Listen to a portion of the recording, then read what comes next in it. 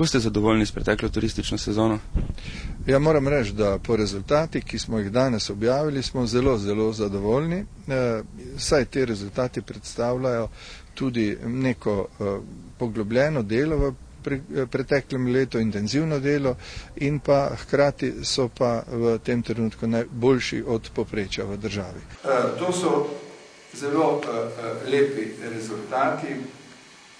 Povprečna doba bivanja pri nas je nekje 2,6 dneva, kar nas uvršča že med destinacije, kamor hodijo ljudje na oddih, na rekreacijo ali na karkoli, nismo samo enodnevna destinacija. In v okviru tega smo nekako po metodah, ki so nam v tem trenutku na razpolago, izračunali, da je bil turistični promet iz naslova turizma, ne z tistega gostinstva, ki se znotraj nas dogaja, se pravi znotraj regije, ampak prav iz naslova turizma tam okoli 50 milijonov evrov. Kdaj pa beležite največ turistov, to je poletnih mesecih, zimskih mesecih? Zaenkrat nam zimska sezona še vedno predstavlja višek prihoda turistov.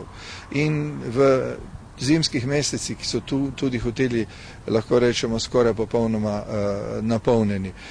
Medtem ko pa absolutno gledano po prometu, pa je zimska sezona le en del širšega dela, tako da v drugem delu leta že ustvarjamo kar precej več nočitev kot samo v zimski sezoni.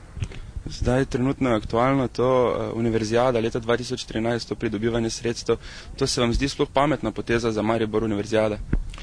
Jaz podpiram univerzijado. Univerzijado je treba imati kot razvojno priložnost. Mi seveda čisto kot turistični delavci vidimo to priložnost v tem, da se dokončajo športno-turistični objekti, ki so lahko velika priložnost tudi za trženje pozneje. Hkrati je to velika priložnost na tržnem komuniciranju, se pravi na promociji mesta.